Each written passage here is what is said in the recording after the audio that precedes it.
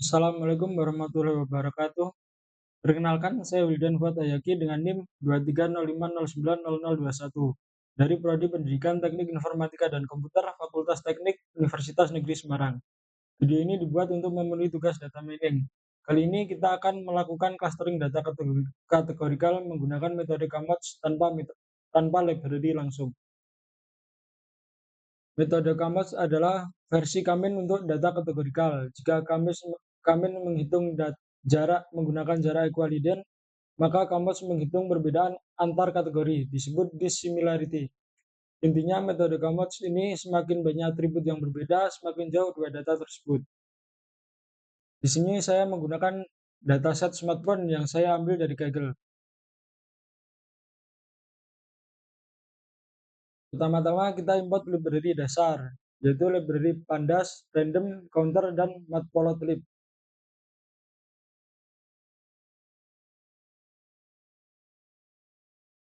Pertama-tama kita impor data terlebih dahulu. Di sini saya mengimpor data dari Google Drive. Karena di Google Colab ini bisa terhubung langsung dengan Google Drive. Kemudian inisialisasi parameter. Di sini saya hanya akan membuat dua klaster dengan maksimal iterasi 10. Kemudian inisialisasi centroid awal. Centroid awal saya menggunakan random state atau acak.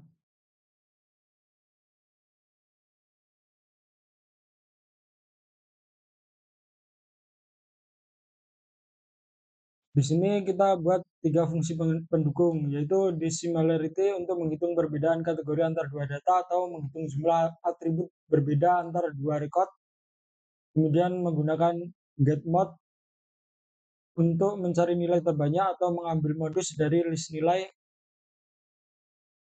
dan update centroid untuk menghitung centroid baru dari sebuah klaster dengan cara mengambil modus setiap kolom.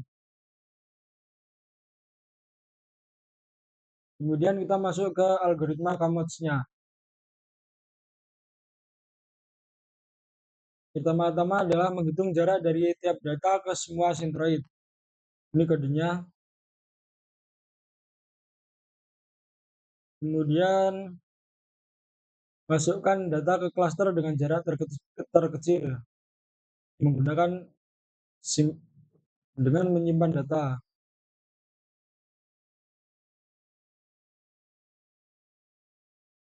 Kemudian hitung centroid baru dari tiap klaster berdasarkan modus.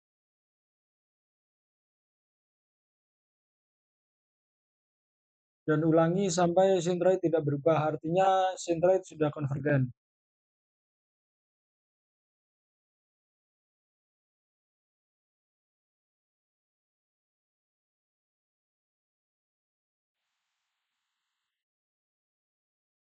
Di sini centroid konvergen pada iterasi kedua.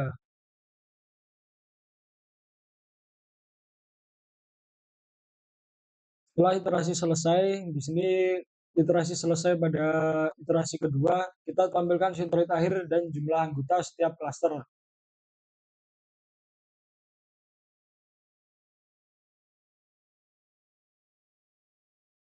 Tiap centroid berisi nilai kategori paling dominan di klaster tersebut. Itu hasil dari KMODS. Di sini centroid akhirnya klaster 0, OnePlus 11 5G dengan prosesor Dimensity dengan OS Android. Dan klaster 1 dengan brand Samsung Galaxy A14 5G, prosesor Snapdragon, OS-nya Android.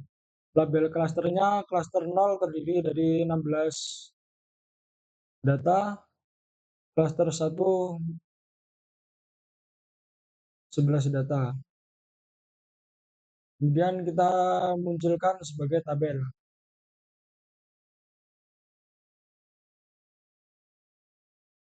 Di sini brand OnePlus dengan model OnePlus 11 5G, prosesor Snapdragon dengan OS Android berada pada klaster 0 dan seterusnya. Di sini kita juga bisa menampilkan data dengan bar chart menggunakan library matplotlib. Di sini bisa terlihat perbedaan klaster dengan bar chart.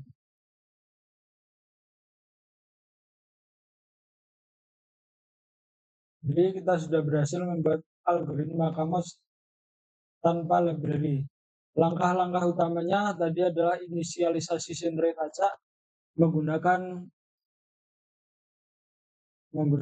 random state, kemudian menghitung dissimilarity, mengelompokkan data, update centroid dengan modus, dan ulangi sampai konvergen.